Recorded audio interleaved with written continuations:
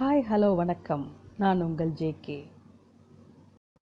ஆயிஷா ரா நடராஜன் அவர்கள் எழுதிய என்னை செதுக்கிய மாணவர்களில் இன்று செய்திகள் யோசிப்பது அருள். கல்வியில் மனப்பாடத்துக்கு முக்கியத்துவம் கொடுக்காம படைப்பாற்றலுக்கு முக்கியத்துவம் கொடுக்கணுங்கிற நோக்கத்தோட சிசிஇ முறை, அதாவது கண்டினியூஸ் அண்ட் காம்ப்ரிஹென்சிவ் எவாலுவேஷன் முறை இப்போ நடைமுறையில் இருக்குது. மொத்தம் 100 மதிப்பெண்களில் 40 மதிப்பெண்கள் குழந்தைகளுடைய படைப்பாற்றலுக்காகவும் 60 மதிப்பெண்கள் மனப்பாட தேர்வு, அதாவது பென் பேப்பர் டெஸ்ட்டுக்காகவும் ஒதுக்கப்பட்டிருக்கு. முன்னாடிலாம் ஒரே விடையே எல்லாரும் ஒரே மாதிரி அப்படியே மனப்பாடம் பண்ணி எழுதுகிற வழக்கம் இருந்துச்சு.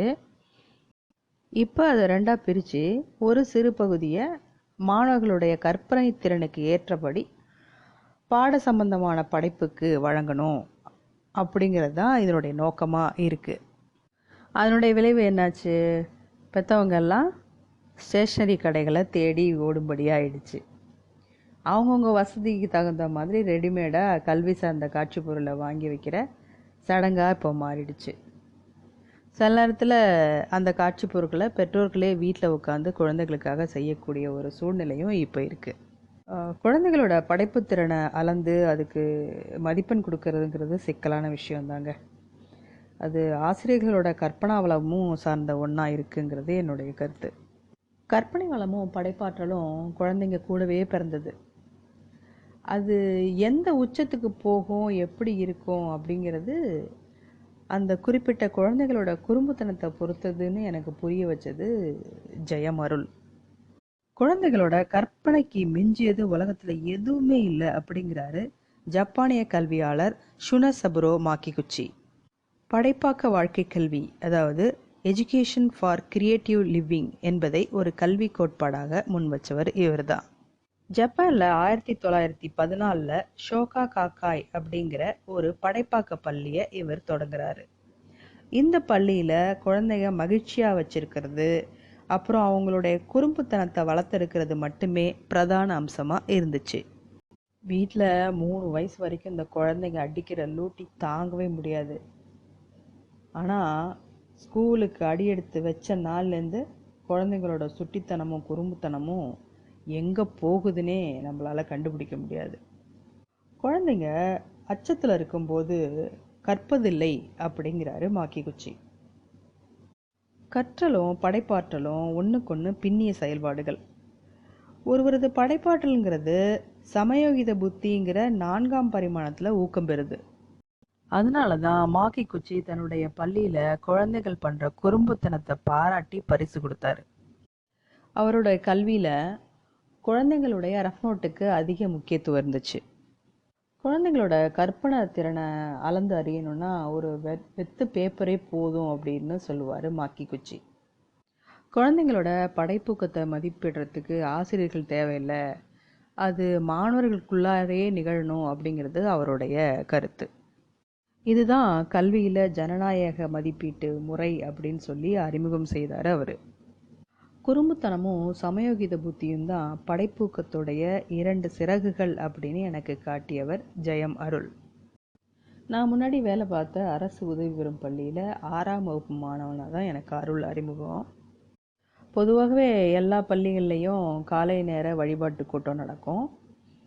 அதில் திருக்குறள் வாசித்தல், சிந்தனை துளி மற்றும் அன்றைய காலை செய்திகள் அதெல்லாம் வழக்கமாக நடக்கும்.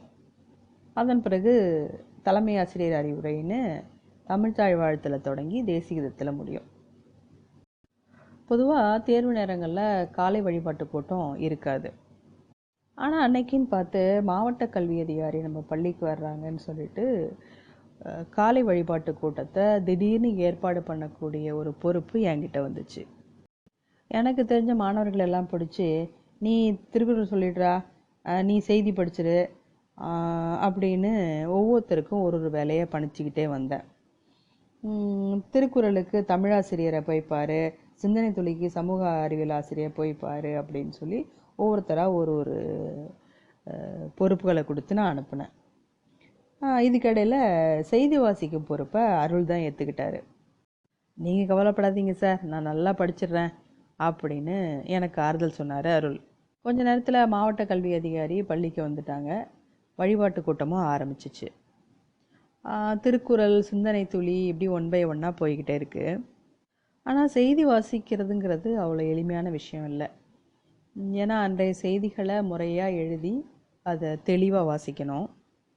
அருள் என்ன செய்ய போகிறாரோ அப்படின்னு நான் யோசிச்சுட்டே அவரை பார்த்த நேரம், அவர் தன்னோட கணீர் குரல்னால செய்திகளை அற்புதமாக வரிசையாக வாசிக்க ஆரம்பித்தார்.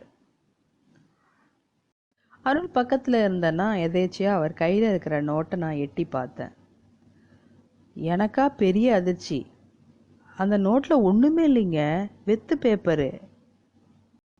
வெத்து பேப்பரை பார்த்து அன்னைக்கு காலையில் அவர் தெரிஞ்சுக்கிட்ட செய்திகளை ரொம்ப தத்ரூபமாக இயல்பாக அந்த கூட்டத்தில் வாசித்தது எனக்கு ரொம்ப ஆச்சரியமாக இருந்துச்சு. ஆச்சரியம்னு சொல்கிறத விட பதட்டம்னு தான் சொல்லணும். ஏன்னா எனக்கு வேர்வை அடங்கிறதுக்கே கொஞ்சம் நேரமாச்சுங்க. ஒரு ஆசிரியருங்கிற முறையில் எனக்கு முதல்ல கோபம்தான் வந்துச்சு. ஆனால் அருளுடைய குறும்புத்தனத்தையும் சமயோகித புத்தியையும் யோசித்து பார்க்கும்போது ஆச்சரியப்படாமல் இருக்க முடியல. இன்னும் ஒரு கற்பனை திறன் இருந்துச்சுன்னா தான் ஓரளவு அறிஞ்ச செய்தியை வச்சு தானாகவே இட்டுக்கட்டி அந்த வழிபாட்டு கூட்டத்தை சமாளிச்சிருப்பாரு. குழந்தைகளோட படைப்பாற்றல்ங்கிறது ஓவியம், கைவேலை அப்படின்னு மட்டும்தான் நினச்சிட்டு இருந்த எனக்கு குழந்தைகளோட ஒவ்வொரு செயல்பாட்டிலும் குறும்பும் கற்பனை வளமும் படைப்பூக்கமும் கலந்துள்ளது அப்படிங்கிறத நிரூபித்தது ஜெயமருள் தான். இப்போ ஒரு தொலைக்காட்சி நிறுவனத்தில் நிகழ்ச்சி தொகுப்பாளராக பணியாற்றி வராரு நம்ம அருள். மீண்டும் சந்திப்போம். நன்றி.